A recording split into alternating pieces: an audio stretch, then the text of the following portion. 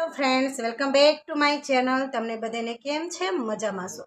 તો ફ્રેન્ડ, આજે આપણે ફરીથી બ્લાઉઝ કટિંગમાં આવી ગયા છે ને બ્લાઉઝ કટિંગમાં આપણે બાયનું કટિંગ કરવાના છીએ. તો ફ્રેન્ડ્સ, આ જે બ્લાઉઝ છે તમને ખબર જ હશે કે આપણે 1 થી 5 ભાગ અલગ અલગ રેડી કર્યા છે. તો એમાં જે બાય છે ને એકદમ ટૂંકી છે, જો એકદમ ટૂંકી છે. અને કસ્ટમરે મને આને લાંબી બાય કરવાની કીધી છે, અને કે આની જે લંબાઈ છે ને તે 10ની રાખવાની છે. તમે જો પહેલી જ વાર મારી ચેનલમાં આવ્યા છો કે પહેલી જ વાર મારા વિડીયો જોયો છો તો સબસ્ક્રાઈબ જરૂર કરી નાખજો. મારા આગળના વિડીયો પણ જરૂર જોજો. હવે શું કરવાનું, તો લંબાઈ તમારે ક્યાંથી માપવાની? અહીંથી લંબાઈ માપવાની છે. પરંતુ કસ્ટમરે કીધું છે કે મારે 10ની લંબાઈ જોઈએ છે, તો આપણે આ લંબાઈ અત્યારે માપશું ને ડાયરેક્ટ આપણે 10ની લંબાઈ કરી નાખશું. તો શું કરવાનું છે, આપણે 4 ફોલ્ડ કરવાના છે. આ કાપડ છે, ડાયરેક્ટ કાપડ પર જ કટિંગ કરીએ છીએ. તો શું કરવાનું, આ રીતનું ફોલ્ડિંગ કરી નાખવાનું. જો આ રીતનું. હવે અહીંયા કમ્પ્લીટલી માપ આડું અવળું હોય તો એ તમારે પહેલાં ચીતું કરી નાખવાનું. આ રીતે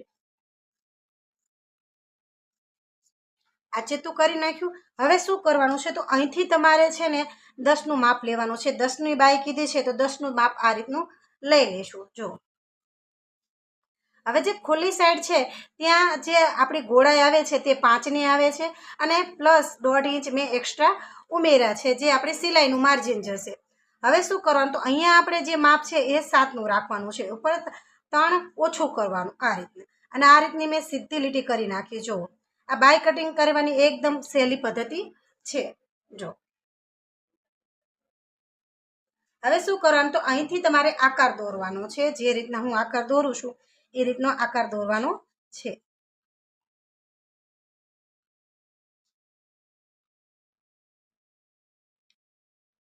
હવે અહીંયા આપણે માછલી આકાર દોરશું આ રીતે. અહીંથી પણ આપણે આ રીતનું કરી નાખશું. થઈ ગયું. હવે ફ્રેન્ડ તમારે શું કરવાનું, તો જે તમારો ફ્રન્ટ ભાગ છે, સોરી જે તમારો પાછળનો ભાગ છે કે જે તમારો આગળનો ભાગ છે, તેનું તમારે જે આ આર્મહોલનો શેપ છે તે તમારે માપવાનો છે. કઈ રીતના, તો જો આ રીતના હું દેખાડું એવી રીતે. તો અહીંયા છે ને તમારે 1/2 ઇંચ તમારે થોડુંક બહાર આટલું કાઢી નાખવાનું, કારણ કે આટલું સિલાઈમાં જશે. હવે આ રીતે તમારે માપ લેવાનું છે. જો કે જે આપણે માપ લીધું છે એ કમ્પ્લીટલી આવી જાય છે કે નહીં.